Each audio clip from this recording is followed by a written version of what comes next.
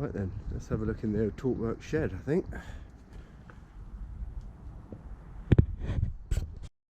You've actually got quite a lot of space in the shed. It looks much more deceiving than it does from the outside.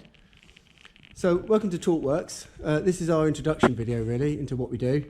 Thought it'd be really useful just to show people our hobby cars at the moment, our little projects that we're working on, things that people can relate to. As you can imagine, these things don't go to time, change direction, we change what we want to do, what ideas we have, and they're all things that need to be done this year, but thought it'd be really good just to give you a brief overview of each of them. So the first one we got here is Matt's Renault Clio 200. Really good track car, as everybody knows, really popular at the moment and reasonably accessible, although the costs are starting to go up on these cars second hand.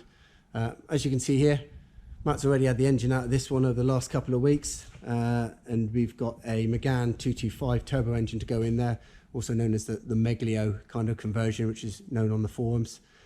Matt's planning to put a Garrett hybrid turbo in there and looking between 350 and 400 horsepower. So this is going to be an awesome tool. It's going to be a bit of a giant killer on track. He's done quite a lot of work on the chassis already. We've got a plated gripper diff in there, which doesn't make it a very good road car anymore. But again, the purpose of this is to be a pure track car. So I think this is going to be awesome. We've got another guy called Chris who works with him on this one. Chris has got a 182 turbo, which is also in the region of 400 horsepower. And between the two of them, they've got so much knowledge on these cars. I think this is going to be a real class act by the time we get to the summer and get this out on track. Hopefully the two of them together out on there will be really awesome to see. So we'll certainly do some videos for that as we get closer to the time. Underneath that, we've got something slightly different. This is a Land Rover 90 chassis being built from the ground up. This is owned by a different Chris, one of the team.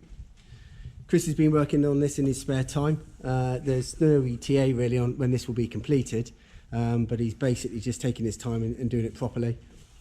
As you can see, it's got a 300 TDI engine in this one.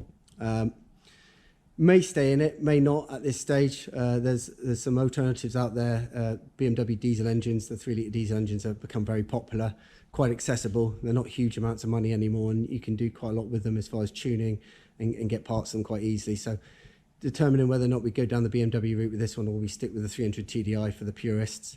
As you know, Land Rovers and certainly things like Defenders and things have become really popular over the last few years with the introduction of the new Defender that's been brought out, and also had quite a lot of airtime in the last couple of James Bond films as well. So I think it's really good to have a Land Rover on the channel, and I expect we'll see some really good progress on this car over the coming months and over the next year.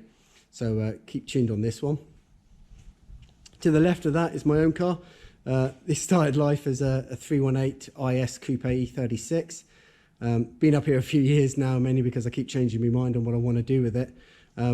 As you can see, hasn't got the original 1.9 engine in it anymore. It's got an E46 M3 S54 engine that we took out of a cabriolet car. At the point now, we're just sorting out the rest of the wiring. Luckily enough that you can get these things with conversion harnesses quite easily, and that actually takes quite a lot of the pain away. Main things that we're working on at the moment is the cooling system. So we've got a new radiator in here, just test fitting it at the moment with the front end on. We're also going to put an external oil cooler on there as well. So we're just doing a fitment and getting the brackets ready for that before we can put the bumpers on. This car again has had a load of work done on it over the last couple of years. Brakes and suspension, cage, M3 Evo rear axle and diff in there. CAE shifter, lots and lots of bits and pieces been done on this to get this all ready for track use this year. Fingers crossed, should be at the end of the spring time. We should be able to get this out for testing and hopefully do some videos and follow-ups for this one. I can talk about it for ages, and it's kind of a popular build. Albeit the engines are starting to go up in value quite a lot at the moment. The last car that we got here is another one of Matt's, and this is E21 3 Series BMW from 1979/1980. This one was originally a 316, and as you can see, it's just a chassis and shell at the moment. A lot of work's been done on the body actually to get rid of rust and to get it prepared for a DTM style period body kit, which Matt wants to go down sort of a late 70s, early 80s DTM style car. Matt's already welded in a cage for this one and is just starting work on the rest of the body as well. Undecided at the moment in which direction we're going to go in with engine. Matt's got E36 M3 3-litre engine for this one that he picked up some time ago, which I think would be a bit of a blast. It'd be certainly big horsepower. But obviously, B period with the car, a 4-port with lots of induction would be really, really cool as well, based on the age of this car. Like I said earlier, this car has still got its engine available, and I think the 1.96 valve is quite a high revving engine. Might be quite useful for this car going forward. Does take a fair bit of work to get it up over 200 horsepower, certainly if you want to keep it naturally aspirated, and it's whether or not we want to commit to that. But time will tell on that. This car will get done. I think it will be started after we finish with the Renault. There's bits and pieces that we're chipping away with it, but I think the Renault at the moment is the key thing that we want to get completed. And then Matt's going to focus on this sort of end of the summer and sort of into the winter. But again, we'll follow that up with a number of videos. So that was just an overview of the cars that we got in our projects and sort of our hobbies. If there's anything you guys would like to see more of, just hit us up in the comments, and by all means we'll do a follow-up video.